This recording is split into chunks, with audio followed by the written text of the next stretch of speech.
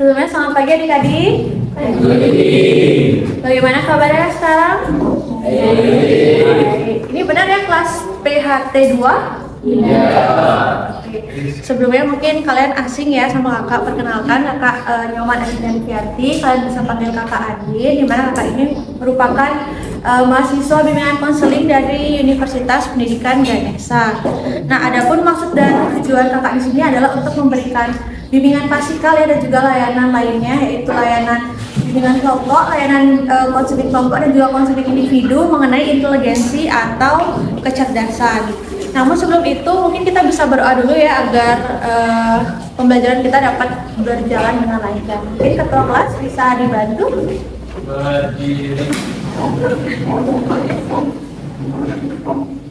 Sebelum mulai kegiatan pembelajaran, langkah baiknya kita berdoa menurut keyakinan masing-masing. Berdoa mulai.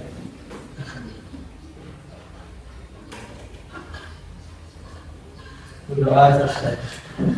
Oke, terima kasih ketua kelas. Sebelumnya di sini aku lihat ada beberapa bangku kosong, ada temannya yang hadir ya. Berapa orang ini yang hadir ya? Ada berapa? 5 orang. Oke. Nah mungkin nanti untuk teman yang nggak hadir bisa kalian sampaikan yang mengenai materi yang akan kita bahas pada pagi hari ini. Nah tadi kan kakak udah absen dan juga udah berdoa. Sekarang kita akan menentukan waktunya dulu ya. Untuk bimbingan klasikal ini mungkin kakak akan mengambil waktu sekitar 20 menit, di mana nanti adik-adik bisa menyimak dan juga mungkin bisa menjawab pertanyaan yang akan kakak ajukan. Oke, sampai sini sudah siap untuk kita lanjut ke materinya? Siap. Oke, siap. Nah, tadi kakak sudah bilang kita akan membahas mengenai inteligensi atau kecerdasan. Sini sudah ada yang tahu mengenai inteligensi atau kecerdasan itu apa?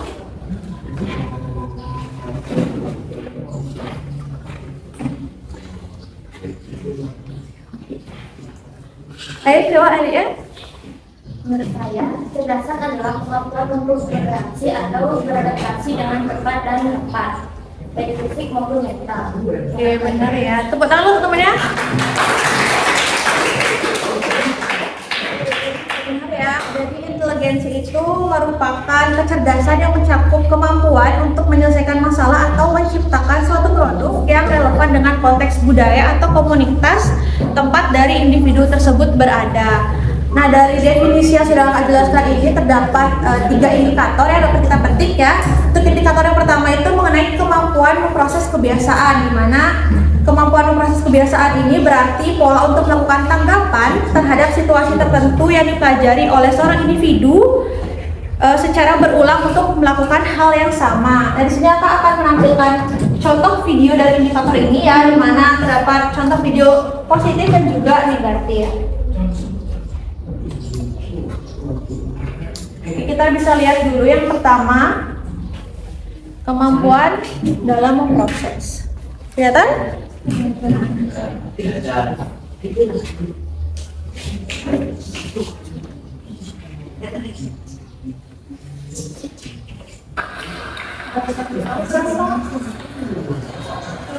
Wow, banget. Untuk mendapat kemampuan. Ini aku nggak tahu soalnya sudah dari mana.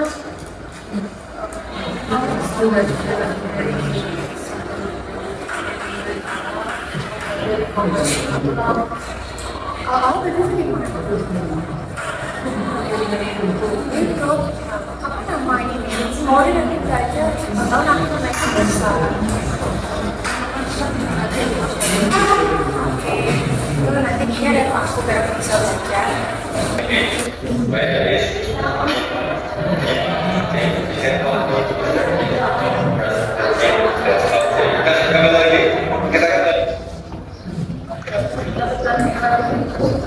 Kenapa 80? Oh ya berapa?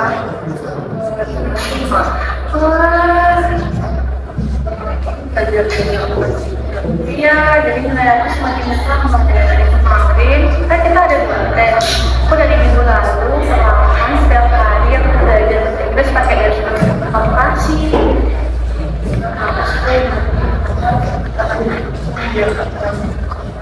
buat pikiran. Tahu deh. Kasih ya.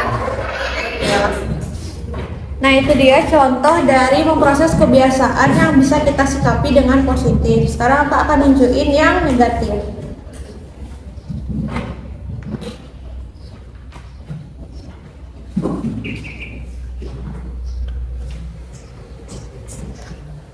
Kamu masih di sini?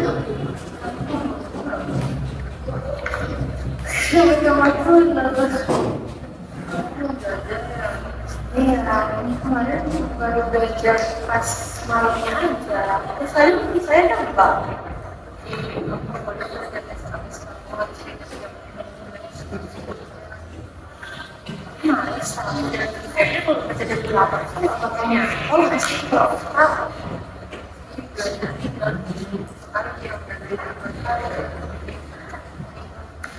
Kita jelas ada deh, nanti kalau penyebab yang sama itu pasti ada lagi, ya kan?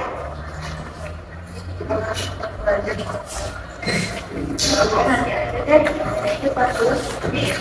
Mau punya dari mana aku sih, biar mau tahu. Oke, itu dia ya contoh video dari indikator pertama mengenai memproses kebiasaan yang disikapi dengan positif dan juga negatif. Ada yang bisa nangkep nggak makna dari video tadi itu apa? Oke, mungkin kurang terlihat juga ya. Jadi video indikator pertama itu ketika kalian mendapatkan nilai jelek, tapi kalau misalkan kalian mau belajar terus-menerus sampai misalkan ulangan itu terjadi lagi, pasti kalian akan bisa. Kalau misalkan emang kalian nggak mau belajar, itu berarti kalian nggak punya kemampuan untuk memproses kebiasaan gitu. Ngerti?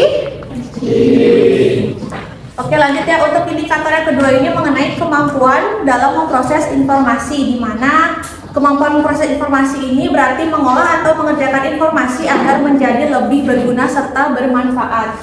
Akan juga akan menampilkan video indikator dari memproses informasi ini, di mana terdapat indikator positif dan juga negatif. Kita lihat yang positif dulu ya.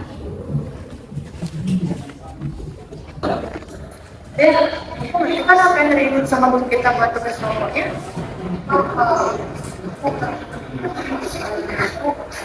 Aku paham, saya boleh sempat catat beberapa poinnya. Tentu kita disuruh buat OSEC ya, OSEC tentang material dari sampai sama ibunya.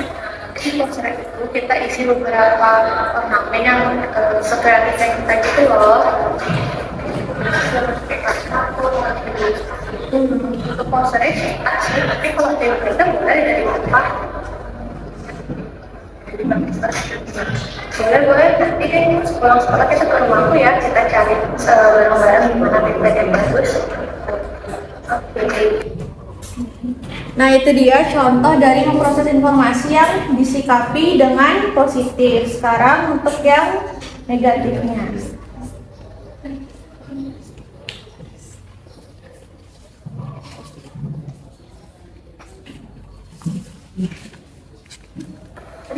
Apa yang sih yang dimasukin sama guru kita tadi?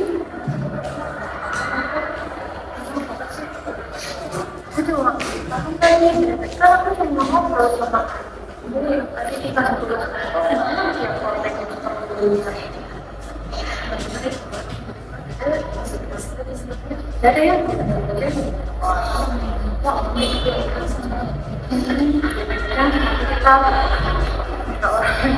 buat sama itu nggak usah kita buat kemudian buat.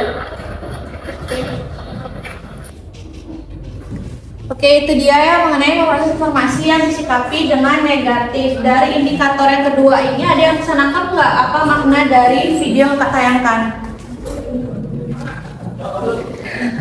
Oke, jadi tadi maknanya itu adalah ketika misalkan guru kalian nih memberi informasi di depan mengenai tugas, tapi kalau misalkan kalian nggak mendengarkan, berarti kalian nggak bisa memproses informasi tersebut untuk kalian kerjakan kan? Kalau misalkan kalian mendengarkan, kalian jadi bisa tahu apa itu tugasnya dan juga bisa sekalian menjelaskan kepada teman kalian. Oke, lanjut ya untuk indikator yang terakhir itu mengenai kemampuan dalam memecahkan masalah, di mana Ini berarti untuk mencari atau menemukan cara dari penyelesaian atas suatu permasalahan. Kakak akan tunjukkan lagi video indikator yang terakhir ini yang positif dan juga negatifnya.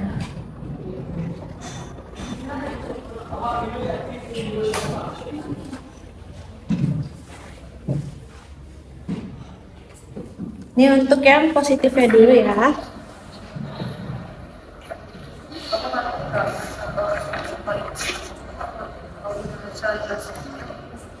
Oh iya.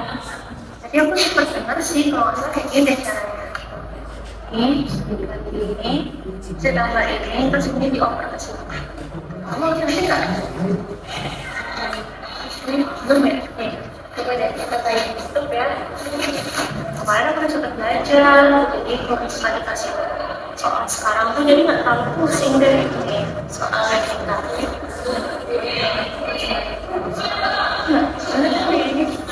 Kemudian untuk pemfaktoran atau faktorisasi persamaan kuadrat X kuadrat X 24 cari perkalian berapa aja, yaitu 1 kali 24, 2 kali 12, 3 kali 8, 4 kali 6. Tahu kan? Jadi kita bisa ya bikin soalan, nanti dikumpulin sama gurunya. Oke, nanti kalau memang ada yang kamu tanya lagi, tanya aku ya. Oke, itu dia ya mengenai indikator yang positif. Sekarang yang terakhir itu yang negatif.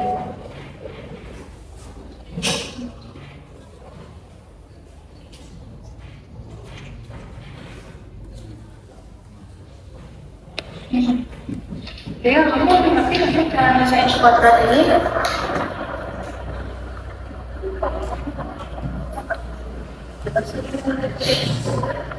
Lumayan banyak lagi. Banyak banget kan kalau tugasnya ini udah selesaiin. Gimana ya kira-kira ya? Jadi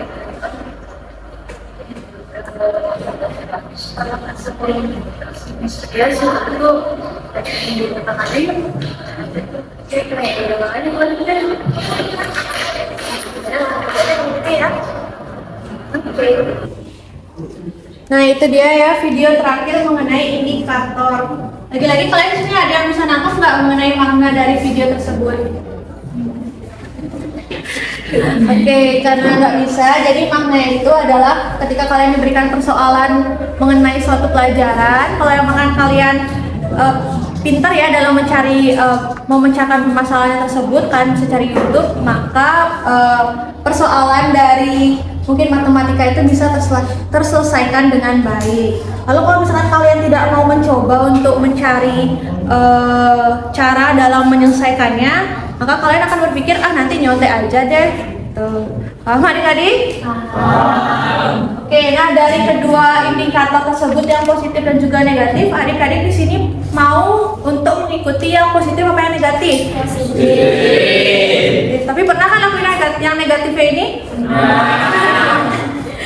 Oke, nah kita lanjut ya untuk materi selanjutnya itu mengenai contoh dari orang yang memiliki inteligensi yang tinggi dan juga inteligensi yang rendah. Nah, bisa kalian lihat di sini, kelihatan nggak fotonya? Nah, kalau kalian lihat di sebelah kanan ini adalah dosen kakak yang tadi sempat masuk itu.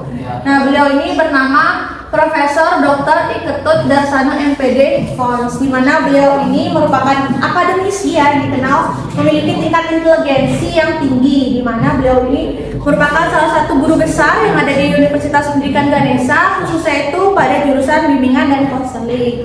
Nah, dalam perannya sebagai dosen ini, beliau tidak hanya menunjukkan keunggulannya dalam bidang keilmuan, tetapi juga aktif dalam menciptakan berbagai inovasi baru yang berkontribusi terhadap pengembangan ilmu, bimbingan dan juga konseling. Nanti kalau kalian emang ada yang mau masuk ke bimbingan konseling, bakal sering ketemu dengan beliau. Ada yang di sini yang tertarik sama bimbingan konseling? Gak tahu ya. Oke, untuk yang ini siapa yang tahu? Yang sebelah kiri? B.J. Habibie ya. Nah, jadi beliau ini merupakan seorang profesor yang juga bisa dibilang yang mana terkenal dengan apanya nih, Profesor B.J. Habibie. Oke. Nah, kalau misalkan kalian sering ya mendengar kisah-kisah beliau, jadi beliau ini akan menciptakan pesawat dan juga berhasil untuk berkuliah di luar negeri. Itu merupakan suatu hal yang sangat luar biasa ya. Nah, untuk dari kalian sini, apa ada yang tahu lagi contoh dari tokoh yang memiliki inteligensi yang tinggi, yang ada di Indonesia maupun di luar Indonesia? Contoh tokohnya aja gitu. Ada yang mau coba? Coba aja. Coba kira-kira.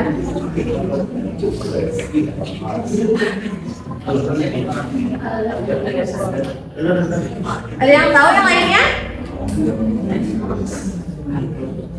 Oke, mungkin kalian bisa cari di rumah ya mengenai tugas kalian. Contoh dari orang yang memiliki inteligensi yang tinggi. Nah, untuk selanjutnya adalah contoh dari orang yang memiliki inteligensi yang rendah ya, dimana contohnya itu ketika dia itu kesulitan dalam memahami konsep abstrak, lalu sulit dalam keterampilan sosial dan juga komunikasinya, serta proses dalam belajarnya itu lambat dan juga perlu pendekatan yang konkret dan juga berulang. Nah, sampai di sini paham adik-adik? Oke, mungkin itu materi terakhir kita ya. Dimana selanjutnya itu adalah Kakak akan membagikan kuesioner. Namun untuk sebelum itu, apa ada yang ditanyakan mengenai materi yang Kakak sampaikan? Ya, oke. Kalau enggak, Kak bisa kasih kuesionernya.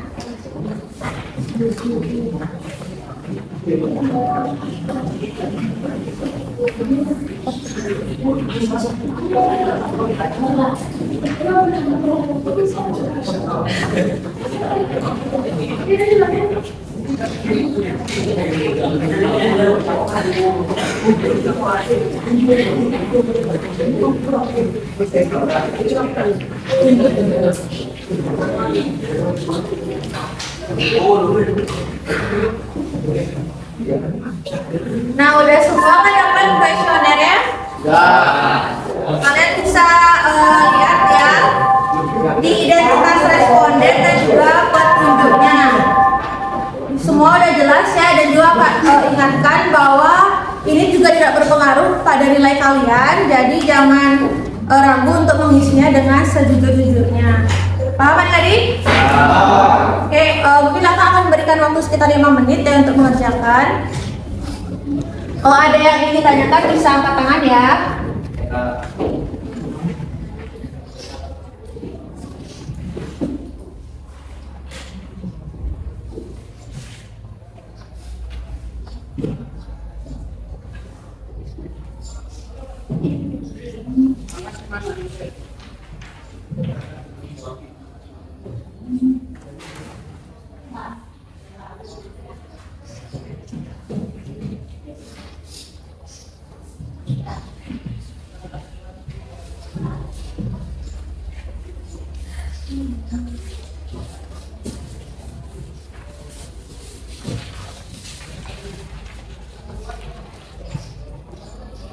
Oke, mungkin waktunya cukup ya, bisa dikumpulkan lagi.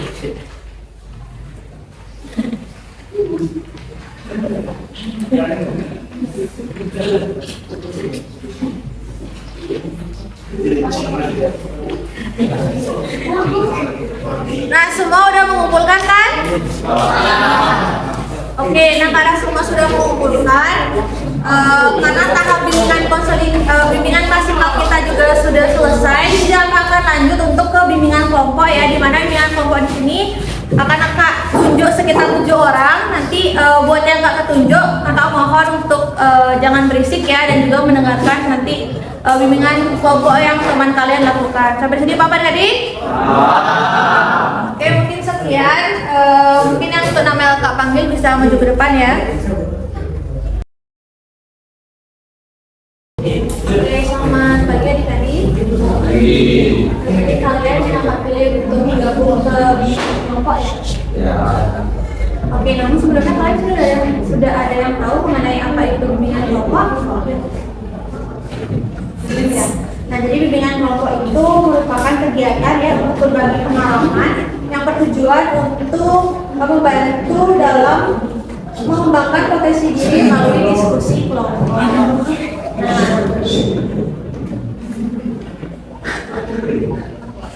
Nah, di sini kita juga akan berbagi mengenai yang belum kalian pahami dari inteligensi itu sendiri. Di sini siapa yang mau memulai? Sejujurnya saya masih bingung sebenarnya apa sih pengertian inteligensi itu. Saya sering dengar orang pintar itu identik dengan nilai tinggi atau bisa matematika. Tapi saya sendiri lebih suka menggambar dan membuat cerita. Jadi saya suka merasa itu pintar dibanding teman-teman juara kelas. Terima kasih ya Novi. Jadi di sini juga ada yang sama nggak kayak Novi mengenai pengertian dari inteligensi itu? Saya dulu pikir orang cerdas itu tidak berhitungan atau cepat menjawab soal. Oke, jadi untuk yang lainnya apa lagi? Kalau saya sih kadang suka bingung tentang jenis kecerdasan. Oke, kalau yang lainnya ada lagi?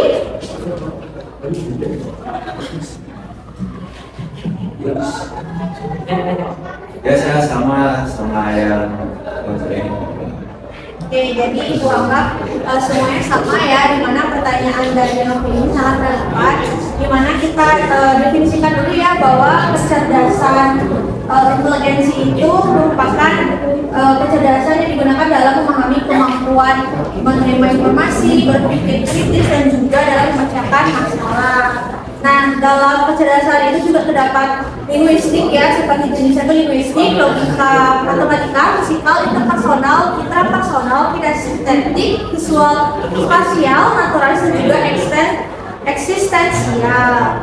Nah, di sini siapa yang memberikan tanggapan atau saran untuk teman-teman kalian agar bisa lebih saling memahami lagi? Apa ada? Oke, karena nggak ada, mungkin kita bisa bikin catatan ya dengan gambar atau sketsa, jadi kalian itu bisa lebih percaya diri. Nah, sampai di sini mungkin dari kalian ada yang terjebak ya pada satu definisi sempit mengenai pintar itu.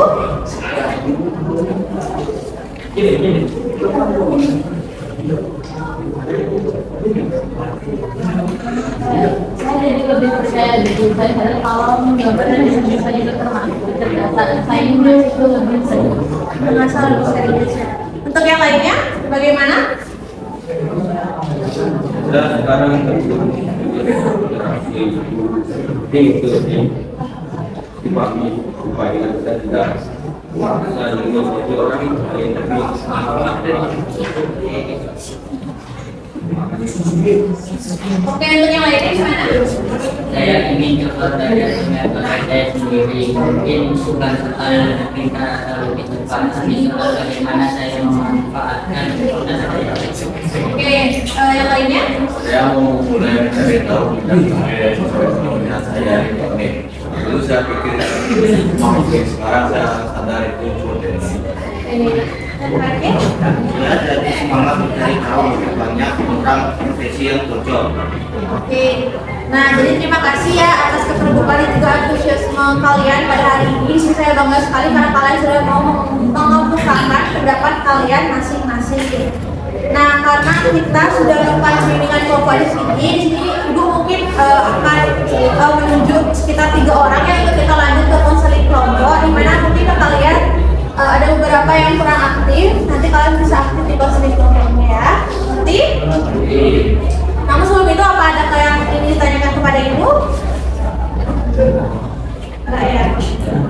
Oke, kalau enggak nanti kita bisa cukupkan ya. Kita lanjut ke konseling kelompok, oke? Oke, teman tadi adik-adik yang terpilih dalam bimbingan kelompok ya. Oke, nah kalian di sini berada pada konseling kelompok ya. Sebelumnya sini tadi sudah ada yang tahu mengenai konseling kelompok itu apa? Oke, jadi konseling kelompok itu ya merupakan proses bantuan yang diberikan kepada sekelompok siswa yang memiliki suatu permasalahan yang sama. Nah, di mana topik yang akan kita bahas ini adalah sesuatu yang sangat berkaitan keseharian adik-adik sebagai siswa SMK, yaitu mengenai inteligensi dan juga bagaimana hal itu dapat mempengaruhi proses belajar serta arah karir yang akan kalian bayangkan di masa depan. Nah, jadi di sini saya tidak tahu ya bagaimana semua orang itu akan langsung nyaman dan juga terbuka. Tapi hari ini saya harap kalian bisa berbagi dengan jujur dan juga mendengarkan satu sama lain ya. Dimana melalui diskusi ini kita akan belajar mengenal mengenai diri sendiri dan juga memahami cara kita berkembang secara optimal. Jadi di sini siapa yang mau terlebih dahulu? Silakan Novi. Saya merasa sekali tertinggal saat belum sekarang pelajaran secara teori. Karena pelajaran di kelas sering bersifat teoritis, saya jadi mana tidak cukup pintar dan jadi malas untuk mencoba. Saya takut salah dan makin lama makin merasa tidak yakin apakah saya bisa menyelesaikan ini dengan baik. Oke, terima kasih ya teman-teman sudah mau memulai dengan jujur. Untuk yang lainnya, apakah ada yang mengalami hal yang serupa? Dan juga merasa akan hal yang lebih saya cenderung lebih baik untuk menangkap pelajaran kita atau belajar dalam dari atau saya akan belajar dari buku saya buat kehilangan hal ini menunjukkan tidak besar saya tidak pada hari ini orang itu paham Ya, apa ada masalah yang sama? Saya merasa kalau saya punya masalah saat menjelang ujian, saya jadi berkutat dan sehingga membuat saya konsentrasi. Saya jadi ragu apakah saya benar-benar bisa mengerjakan dengan baik walaupun saya sedang juga. Terima kasih ya karena kalian di sini sudah sangat terbuka dan juga ibu menghargai hal tersebut. Jadi di sini kita perlu ingat bersama ya bahwa inteligensi itu bukan hanya mengenai nilai atau kemampuan hafalan, tapi juga berbagai macam jenis kecerdasan. Di mana kalian ini masing-masing sudah menunjukkan bahwa kalian ini memiliki potensi yang berbeda. Tapi masalah ini dapat muncul ketika sistem belajar itu tidak sesuai dengan kekuatan tersebut. Istilah penting untuk kita mengolah diri agar kita bisa tetap bertumbuh. Nah, oleh karena itu di sini kita akan belajar menerapkan teknik konseling yang disebut dengan self management, di mana self management ini menerapkan beberapa langkah yaitu monitoring atau memantau diri, lalu ada evaluation atau evaluasi diri, ada reinforcement atau penguatan, serta self goal setting atau penetapan tujuan pribadi. Nah, mungkin dari penjelasan tersebut apakah ada adik-adik yang ingin berkomentar lebih lanjut mengenai teknik yang sudah dijelaskan?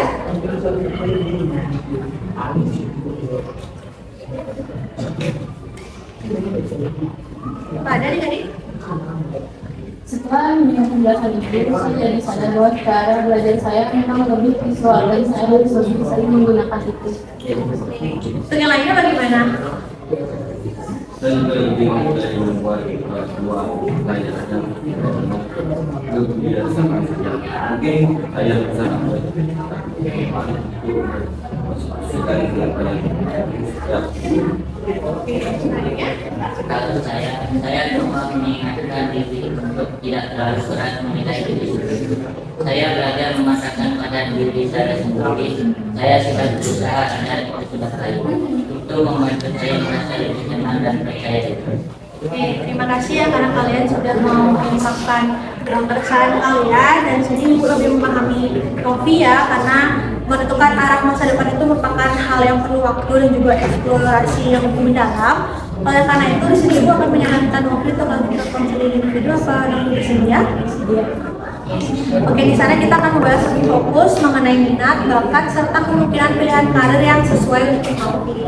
Nah, untuk hal tersebut mungkin kita cukupkan ya untuk konseling kelompoknya, di mana kita lanjutkan ke konseling individu, di mana dari Novi sudah bersedia. Untuk adiknya mungkin bisa kembali ke tempat duduknya ya. Terima kasih ya.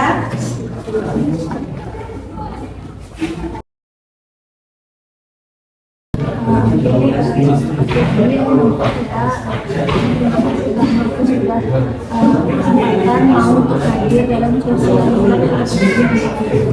Nah, di sini sebenarnya ada keberatan atau paksaan untuk hadir. tidak ya. Jadi karena itu sebelumnya Pak Novi tahu mengenai konseling individu itu apa?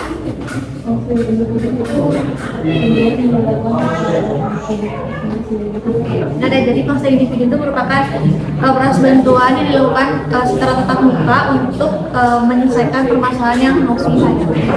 Nah, sebelum itu mungkin kita bisa mengobrol lebih dalam ya, santai saja seperti teman, dimana kita tidak perlu terburu-buru.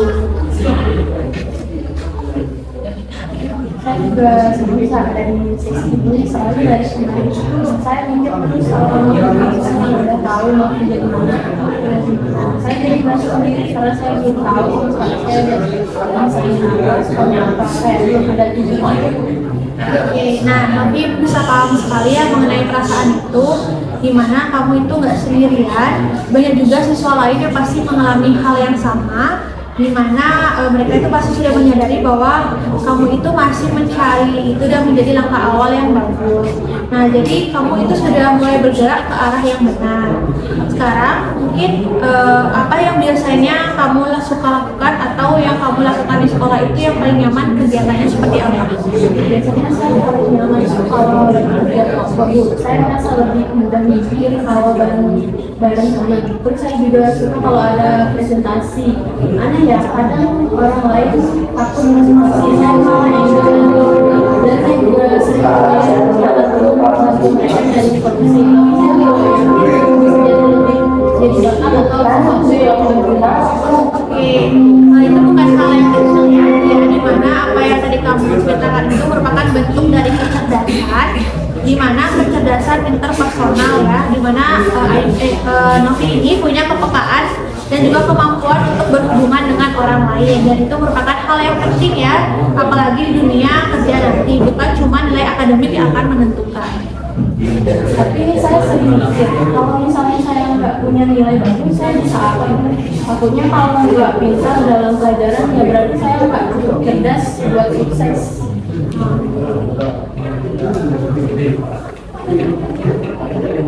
Oke, apa yang tadi kamu pikirkan itu merupakan pemikiran yang cukup umum ya, dimana wajar untuk berpikir seperti itu. Tapi kita perlu merubah cara pandangnya ya, dimana cerdas itu bukan hanya soal matematika ataupun bahasa, tetapi juga soal bagaimana kita menyelesaikan masalah, memahami orang lain, dan juga mengolah emosi. Dimana semua hal tersebut bagian dari kecerdasan, dan saya lihat bahwa Novi itu mempunyai potensi besar di arah sana. Ternyata hal-hal yang saya anggap biasa saja bisa jadi sesuatu yang berharga ya Bu.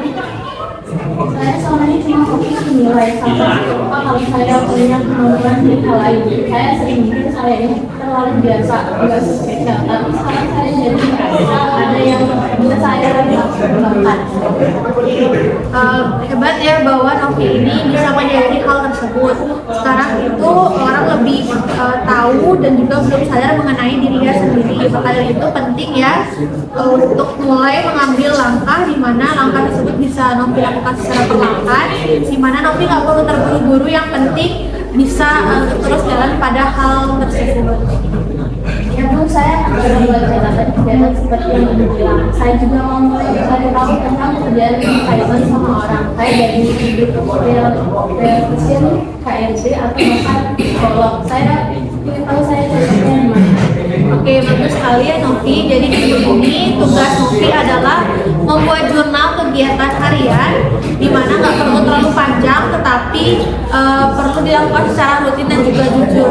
Kalau misalkan nanti Novi sudah menemukan bidang pekerjaan yang menarik, Novi bisa diskusikan lebih lanjut kepada kakak. Ya Kak, saya catat ya, terima kasih banget udah mau dengerin dan bantu saya pelan-pelan. Saya jadi lebih percaya. Oke, kakak juga senang ya melihat Novi ini lebih yakin, di mana Novi ini mempunyai potensi yang besar dan juga layak punya masa depan yang baik. Mungkin sekian ya sesi konseling individu yang kita lakukan. Apa dari Novi ada yang ingin ditanyakan lebih lanjut? Oke, mungkin kalau memang ada, Novi bisa langsung tanyakan ke kakak ya. Oke, terima kasih ya Novi, kita sampai bertemu lagi di lain kesempatan.